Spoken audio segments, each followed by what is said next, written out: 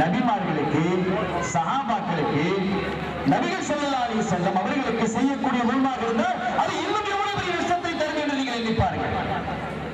அந்த வேலையை தான் அந்த வஹாபிகள் செய்து கொண்டிருக்கிறார்கள். ஒரு வஹாபி பேசுற அந்த லீடர் சஹாபாக்களை ரசூல் ஸல்லல்லாஹு அலைஹி வஸல்லம் அவர்கள் சரியாக பண்படுத்தவில்லை. நவுதுபில்லாஹ். சஹாபாக்களை ஸல்லல்லாஹு அலைஹி வஸல்லம் சரியாக சமைக்கவில்லை, சரியாக பண்படுத்தவில்லை, முறையானவர்களாக அவர்களை உருவாக்கவில்லை என்று பேசுகிறான். இன்னொரு தடவை பேசுகிறான் ஒரு சஹாபியை குறித்து, அவர் ஒரு ரவுடியாய் ஐஆர்சி என்று பேசுகிறார். சையத் அபூபக்கர் சித்திக் ரலியல்லாஹு தஆலாவுடைய மகனாரை குறித்து முஹம்மது ரலியல்லாஹு தஆலா முஹம்மது இப்னு அபூபக்கர் ரலியல்லாஹு தஆலா அவர்களை குறித்து அவர் ஒரு ஒழுங்கீனமற்றவர் என்று குறிப்பிடுகிறார். எப்படிப்பட்டவராக இருக்கணும்? இவர்கள் எல்லாம் அல்லாஹ் குறிப்பிடும் போது அவர்கள் எல்லாம் பொருந்திக் கொண்டதாக குறிப்பிடலாம். எப்போ பொறுத்த வருதோ அப்போதான் சொர்க்கவாதிகள் ஆகிறார். அப்படிப்பட்ட நிலையில் இங்கே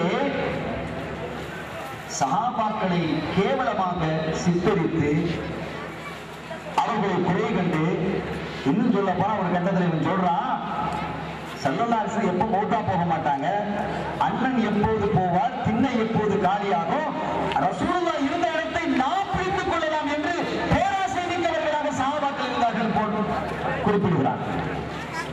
இவர்களுக்கெல்லாம் எவ்வளவு பெரிய தண்டனை இருக்குது, இவர்களுக்கு பின்னால் ஒரு கூட்டம் போகிறது என்று சொன்னால் இவர்கள் எல்லாம் இறைவனுடைய சன்னிதானத்தில் அல்லாஹ் விசாரிக்க மாட்டான். இவர்களுக்கு விசாரணையின் அவசியம் இல்லை. தன்னுடைய ஹபீபை பற்றி, தன்னுடைய ஹபீபனுடைய நேசர்களை பற்றி இப்படிப்பட்ட குறைகளை பேசும் பொழுது இவர்களுக்கு எவ்வளவு பெரிய மகத்தான தண்டனை காத்திருக்கிறது என்பதை எண்ணிப்பார்கள்.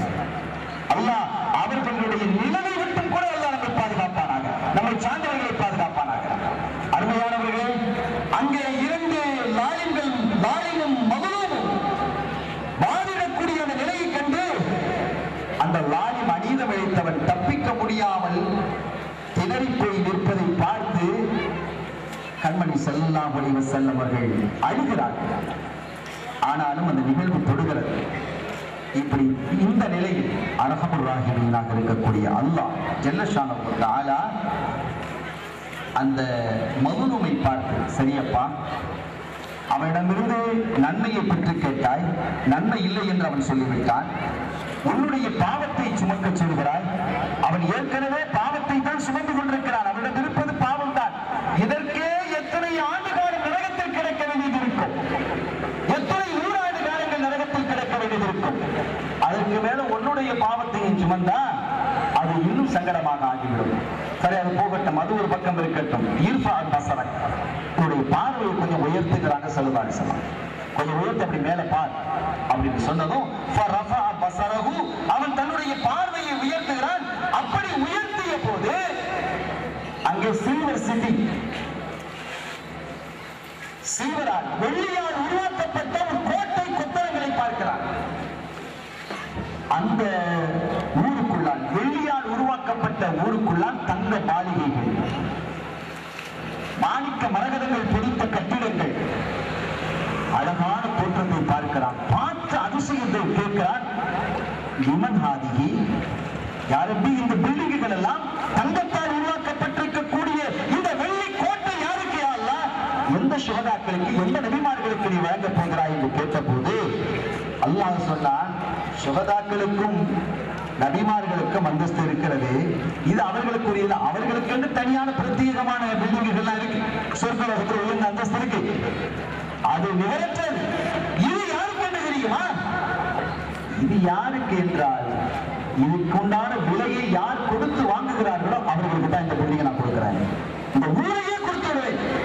சில்வரால் உருவாக்கப்பட்டிருக்கக்கூடிய இந்த ஊரை, இந்த மாளிகைகளை, தங்கத்தால் உருவாக்கப்பட்டிருக்கக்கூடிய மாளிகை, மாணிக்கங்களாலும் மரகதங்களாலும் அலங்கரிக்கப்பட்டிருக்கக்கூடிய இந்த மாளிகைகளை நான் அவர்களுக்கு வழங்குவேன்.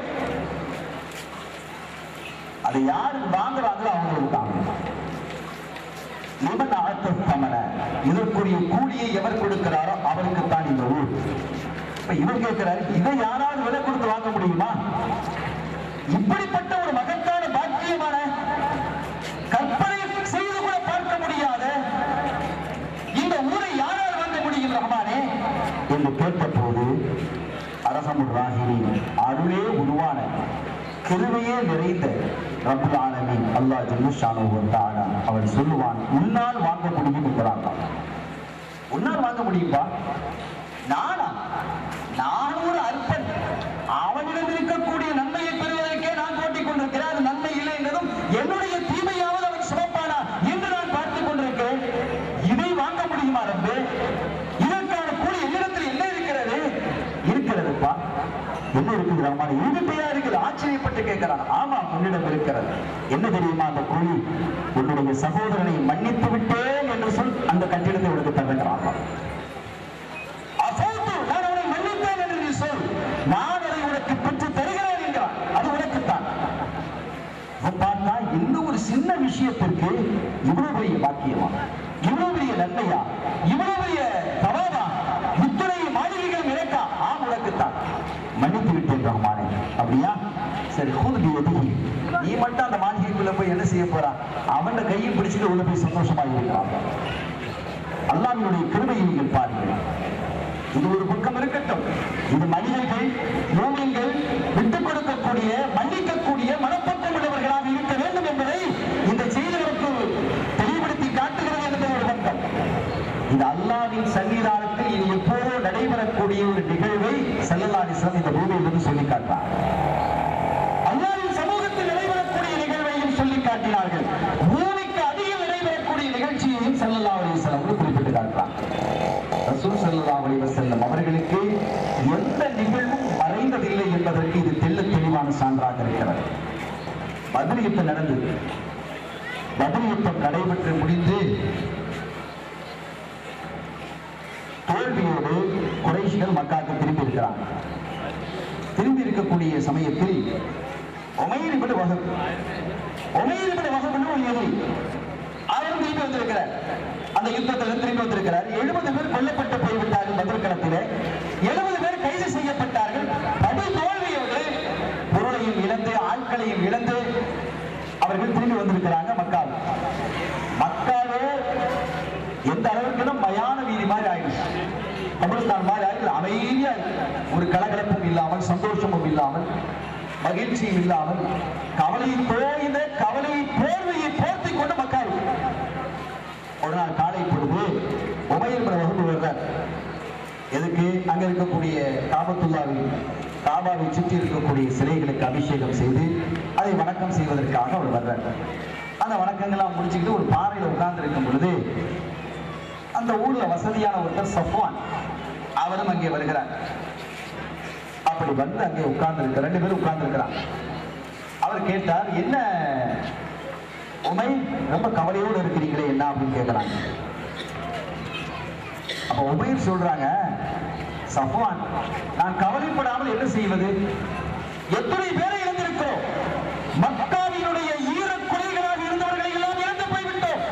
அபூ ஜஹல், உத்பா, ஷைபா போன்றவர்கள் எல்லாம் இந்த மக்காவினுடைய இதய துடிப்பாக திகழ்ந்தவர்கள், அவர்களை எல்லாம் இழந்து போய்விட்டோம். அது மாத்திரமல்ல, என்னுடைய பிள்ளை மகன் கைது செய்யப்பட்டிருக்கிறார். அவர்களை நான் வெட்டுவதற்கு ஆசைப்படுகிறேன்.